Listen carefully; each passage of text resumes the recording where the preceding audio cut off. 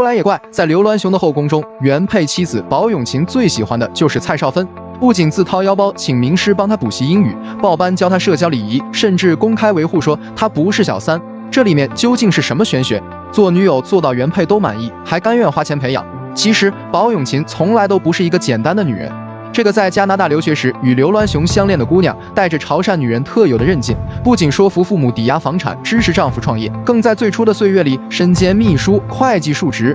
两人从电风扇生意做起，靠着精准的市场判断，2年就狂赚1个亿。这段共患难的经历，让宝永琴在刘銮雄心中有着不可替代的位置。即便后来感情生变，他也始终承认她是我生命中最重要的女人。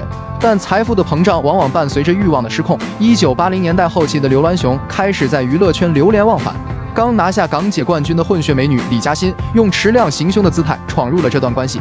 深夜让刘銮雄爬20几层楼送肠粉只是小 case， 更敢直接致电宝永琴飙脏话，甚至在媒体面前暗示自己正牌身份。宝永琴在自传里写道：“那些电话像毒蛇一样缠绕着我，每个深夜都让我无法入眠。”而刘銮雄的态度更让他心寒，不仅不约束李嘉欣，反而送上价值1000万的房产讨欢心。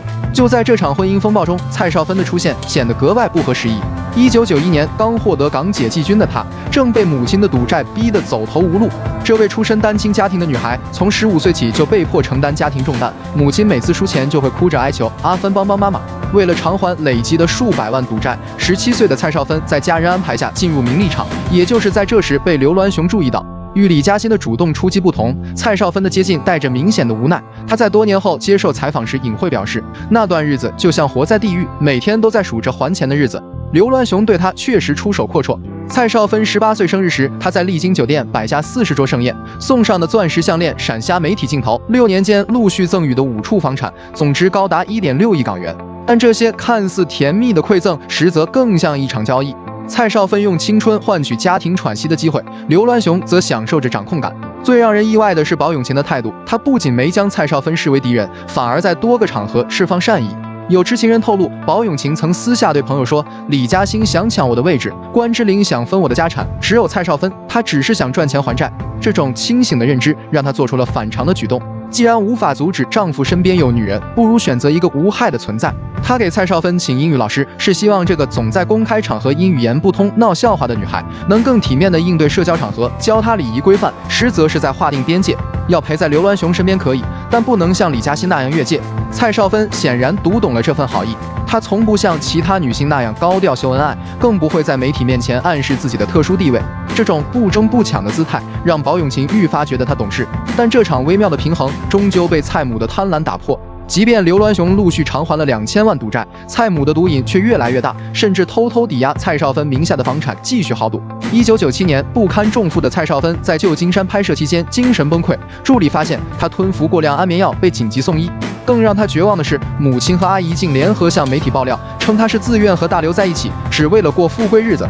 在机场被记者围堵追问时，这个一向隐忍的女孩当场崩溃大哭：“我真的还不动了，所有钱都给了他们，为什么还要这样害我？”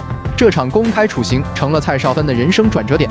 1998年，她召开记者会宣布与母亲断绝关系，同时也彻底结束了与刘銮雄的关系。发布会上的她眼含泪光，却语气坚定：“过去6年，我活在谎言和债务里，现在我要为自己活一次。”令人唏嘘的是，刘銮雄在这场风波中罕见保持沉默，只是通过律师表示尊重他的决定。而宝永琴则在接受采访时隐晦表示，这孩子终于解脱了。离开豪门选物的蔡少芬，开启了真正的逆袭之路。她把所有精力投入演艺事业，从 TVB 的女配一步步做到女主角。2003年拍摄《水月洞天》时，她遇到了改变自己命运的男人张晋。这个当时还是武术指导的重庆小伙，用真诚打动了曾对感情绝望的蔡少芬。2008年两人结婚时，几乎没人看好这段女强男弱的婚姻，但张晋用行动证明了自己。不仅在事业上斩获金像奖最佳男配，更在每次采访中坚定维护妻子。他的过去不是污点。如今的蔡少芬在综艺里变身炫夫狂魔，眼角眉梢的幸福藏都藏不住。这场持续近10年的情感纠葛，藏着太多关于人性、欲望与生存的启示。蔡少芬的清醒在于懂得见好就收，宝永琴的智慧在于看清无法改变就优化，而刘銮雄的摇摆则印证了易得的从不被珍惜。